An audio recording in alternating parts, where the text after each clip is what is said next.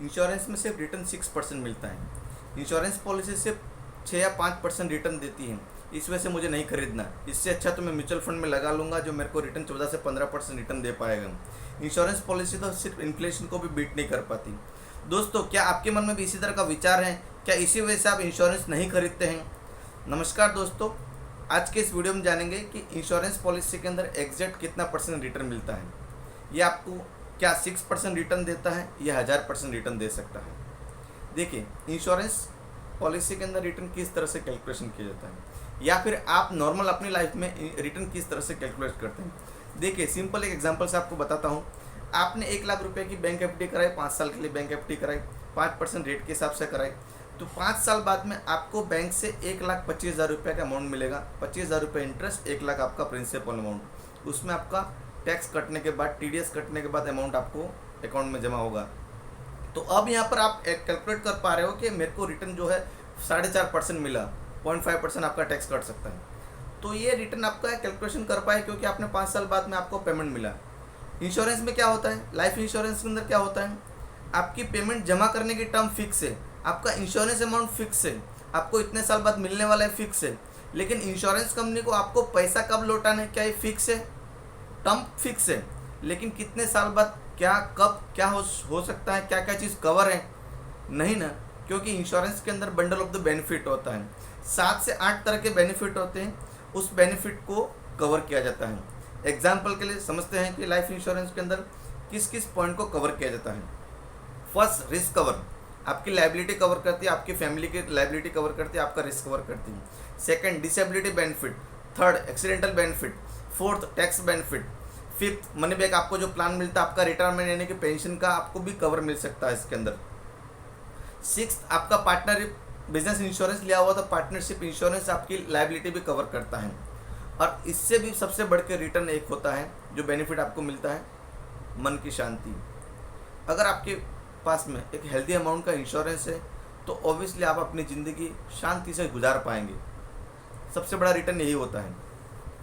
अब हम बात करते हैं कि आपको bundle of the benefit insurance company provide करती है, तो इस बंडल ऑफ द बेनिफिट का ऑब्वियसली चार्ज तो आपकी पॉलिसी में से लगना है, तो उसको भी तो रिटर्न में आपको कैलकुलेट करना है। एक और पॉइंट को मैं एग्जांपल से आपको क्लियर कर पाऊंगा कि LIC पॉलिसी के अंदर कितना % रिटर्न होता है। देखिए, एक व्यक्ति है, एक्स नाम का एक व्यक्ति है, जिन्होंने 50,000 रुपये की अमाउंट की पॉलिसी ली हुई है। 10 साल पॉलिसी में प्रीमियम जमा करना है, 10 लाख का इंश्योरेंस है, 10 लाख का इंश्योरेंस है, 10 साल जमा करना है, और मेच्योरिटी टर्म जो है 20 साल की, यानी कि 10 साल उनको जमा नहीं करना, प्रीमियम जमा नहीं करना है। 10 लाख का रिस्क कवर है।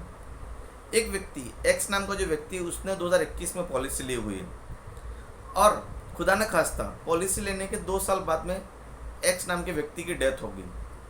तो प्रीमियम कितना जमा किया था? सिर्फ 1 लाख रुपया। लेकिन उनकी फैमिली को इंश्योरेंस कंपनी अमाउंट कितना देगी? करीब करीब 11 सवा 11 लाख रुपए देगी। अब रिटर्न कैलकुलेशन करिए कितना होता है, करीब 1000 गुना रिटर्न होता है। एक और एग्जांपल से समझते हैं। एक वाई नाम का व्यक्ति है, सेम यही 50,000 की पॉलिसी, 10 साल के लिए जमा करना है, 20 साल की पॉलिसी टर्म है, 20 साल बाद उनको पैसा वापस इंश्योरेंस कंपनी को लौटाना है। उनकी 19वें साल पे डेथ होगी। इंश्योरेंस कंपनी को अब कितना लौटाना है? ऑब्वियसली 10 लाख का इंश्योरेंस है, उनका 10 साल का पेमेंट जमा किया हुआ है, 10 साल के अंदर यानी कि 5 लाख रुपये पार्टी ने जमा किया हुआ, 10 लाख का इंश्योरेंस है। तो उनका जो बोनस अमाउंट कैलकुलेट करने के बाद 19 साल बाद में इंश्योरेंस कंपनी को 10 लाख प्लस 19 साल का बोनस, अराउंड अबाउट कुछ 8 से 8.5 लाख रुपये इंश्योरेंस बोनस होता है। तो 10 प्लस 8.5 लाख रुपये, 18.5 लाख रुपये इंश्योरेंस कंपनी को उनकी फैमिली को लौटाना है। अब यहाँ पर रिटर्न कितना हुआ? पार्टी ने 5 लाख जमा किया था और 18.5 लाख रुपये उनको रिटर्न मिला, करीब 3.5 गुना पैसा होकर मिला। अब रिटर्न कैलकुलेट करिए कितना % होता है? बहुत ज़्यादा। थर्ड एग्जांपल से समझते हैं। एक जेड नाम का व्यक्ति है, उन्होंने इंश्योरेंस पॉलिसी ली, सेम 50,000 की पॉलिसी ली, 10 साल के लिए पेमेंट जमा करना है, 20 साल का टर्म है, 10 लाख का इंश्योरेंस है। लेकिन व्यक्ति सन 2000 में पॉलिसी ली हुआ, सन 2020 में पॉलिसी मेच्योर हो जाती है। 5 लाख रुपए जमा किया है और मेच्योरिटी अमाउंट उनको करीब 10.5 लाख रुपए मिलता है 20 साल बाद में। अब रिटर्न कितना कैलकुलेट हुआ? ऑब्वियसली यहाँ पर रिटर्न 6% ही होगा। क्यों? क्योंकि पर्सन जी गया मेच्योरिटी तक बिल्कुल सकुशल ज़िंदगी अच्छी रही, तो 10.5 लाख रुपए मैच्योरिटी रिटर्न मिला, 6% रिटर्न यहाँ पर ऑब्वियसली पॉलिसी में मिला। लेकिन इससे भी ज़्यादा एक बहुत बड़ा रिटर्न पर्सन ने अपनी ज़िंदगी में कमाया लिया है, वो सबसे बड़ा रिटर्न होता है मन की शांति, जो दुनिया का सबसे बड़ा रिटर्न है। आप अपनी फैमिली को क्या दे पाओगे? मन की शांति सबसे बड़ा रिटर्न।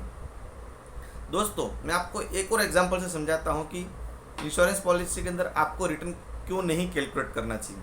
देखिए, इंश्योरेंस में कैलकुलेट करने के लिए इंश्योरेंस क्या प्रोवाइड करता है, पॉलिसी क्या प्रोवाइड करती है? आपकी फैमिली की बेसिक नीड प्रोवाइड करती है, रोटी कपड़ा मकान, ऑब्वियसली फैमिली की यही बेसिक नीड होती है। इसके अंदर आपकी सारी वस्तु आगे, फैमिली, रोटी कपड़ा मकान। लेकिन यही अगर लग्जरीज चीज़ों की आती है बात, तो आपको इसमें ऑब्वियसली रिटर्न कैलकुलेट करना चाहिए। जहाँ पर बेसिक नीड की बात आती है वहाँ पर आपको रिटर्न कैलकुलेशन नहीं करना चाहिए। दोस्तों, एक आपको एग्जाम्पल से समझाता हूँ कि इस पॉइंट से समझने के बाद आपको 100% रिटर्न पॉलिसी के अंदर कैलकुलेट नहीं करना चाहिए, आपको समझ में आ जाएगी। देखिए, 2 डॉक्टर हैं। एक डॉक्टर हैं जिनका नाम है मिस्टर ए, जिनको 5 साल का हार्ट सर्जरी का ऑपरेशन का अनुभव है और 5 साल से हार्ट सर्जरी करते आए हैं। लेकिन उनका सक्सेस रेशो 95% है और उनकी फीस है 3 लाख रुपये। वही सेम एक डॉक्टर बी हैं और जिनको हार्ट सर्जरी का 15 साल का अनुभव है। करीब करीब वो 1500 से 1600 हार्ट सर्जरी कर चुके हैं। उनका सक्सेस रेशो है 99.5%, लेकिन उनकी फ़ीस जो है 10 लाख रुपए है। अब आप बताइए मुझे, अपना खुद का हार्ट सर्जरी आप कौन से डॉक्टर से कराएंगे जिनकी फ़ीस 10 लाख रुपए है, जिनकी फ़ीस 3 लाख रुपए है? बताइए। ऑब्वियसली आप 10 लाख दे के उस हार्ट सर्जन के पास जाएंगे, अपना हार्ट सर्जरी करवाएंगे जिनकी सक्सेस रेशो 99.5% है। आप उन 5% में नहीं आना चाहते जिनकी फ़ीस 3 लाख रुपया है और सक्सेस रेशो 95% है। क्यों? क्योंकि उन 5% में आने पर आपका भी केस बिगड़ सकता है, आपकी ज़िंदगी की जान भी जा सकती है आपको। तो दोस्तों, जब आप यहाँ पर रिस्क लेने को तैयार नहीं है, तो आप अपनी फैमिली के लिए, पॉलिसी के लिए आप ना कैसे कह सकते हैं किसी इंश्योरेंस एडवाइजर को कि ओनली इस बेस पे कि इसमें रिटर्न कम मिलता है। रिटर्न कैलकुलेशन हमेशा वहीं किया जाता है जहाँ पर वस्तु आपको लग्जरीज के लिए बाय करना, अपने शौक के लिए बाय करना है या एक्स्ट्रा के लिए बाय करना है, खरीदना है आपको जब लाइफ की, अपनी खुद की और अपने फैमिली की जब बेसिक नीड की बात आती है तो वहाँ पर रिटर्न कैलकुलेशन नहीं किया जाता है। लेकिन अनफॉर्चुनेटली इंडिया के अंदर ऐसे बहुत सारे वेबसाइट है, बहुत सारी कंपनियां, बहुत सारे एप्लीकेशंस हैं जहाँ पर बहुत ज़्यादा लोगों को मिसगाइड किया जाता है, गलत इन्फॉर्मेशन प्रोवाइड की जाती है कि इंश्योरेंस पॉलिसी के अंदर सिर्फ 4 या 5% रिटर्न मिलता है, आपको तो टर्म प्लान लेना है, बाकी का म्यूचुअल फंड के अंदर इन्वेस्टमेंट कर देने का है।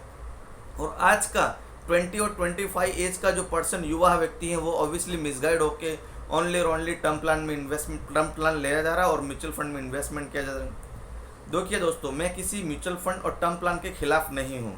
मेरा कहने का मतलब यह है, इस वीडियो बनाने का मेरा एक ही मकसद है कि लोगों के अंदर सही और राइट इन्फॉर्मेशन जानी चाहिए। अगर उनके पास राइट इन्फॉर्मेशन है तो उनको डिसीजन लेने दो, उनको कौन सा प्लान सूटेबल है उस प्लान के अंदर जाना चाहिए। मैं यहाँ पर टर्म प्लान लेने वाले व्यक्तियों को भी एक बात का आगाह कर देता हूँ, टर्म प्लान ऑब्वियसली लंबा टर्म का होता है, 25 से 30 साल की टर्म होती है।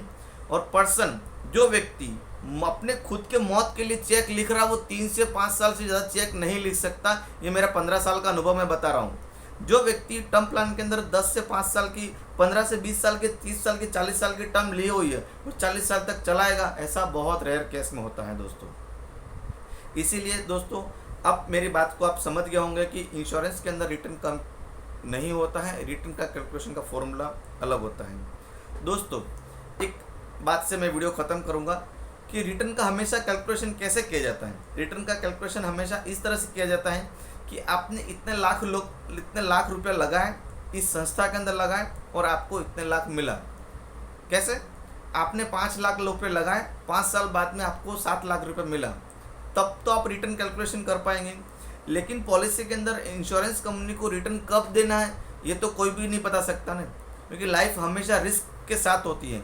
अनसर्टेनिटी लाइफ में बहुत होती है, उन अनसर्टेनिटी को भी तो पॉलिसी कवर करती है। और इंश्योरेंस कंपनी को नहीं पता है कि पैसा वापस कब किस सिचुएशन में लौटाना होता है।